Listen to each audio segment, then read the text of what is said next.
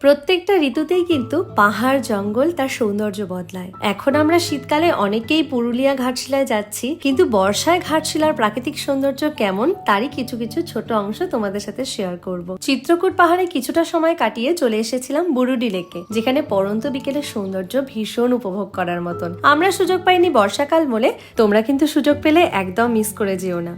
চলো এবার খানিকটা ট্রেক করে ঘন গভীর জঙ্গলের মধ্যে দিয়ে তোমাদেরকে নিয়ে যাব ধারাগিরি জলপ্রপাত দেখাতে। প্রচন্ড গরমে আর বৃষ্টিতে ট্রেকিং করে আমাদের অবস্থা যা খারাপ হয়েছিল, ধারাগিরি ফলসের কাছে এসে সুন্দর মিষ্টি একটা শিরশিরে ঠান্ডা হাওয়ায় আমাদের মনটা পুরো জুড়িয়ে গিয়েছিল। বর্ষাকাল বলে ধারাগিরি জলপ্রপাতে কিছুটা হলেও জল দেখা যাচ্ছে, এটা অন্যান্য সময় কিন্তু এতটা জল দেখা যায় না। চারিদিকে সবুজের এত সমারোহ দেখে আমাদের ট্রিপটা কিন্তু সাকসেসফুল হয়েছিল।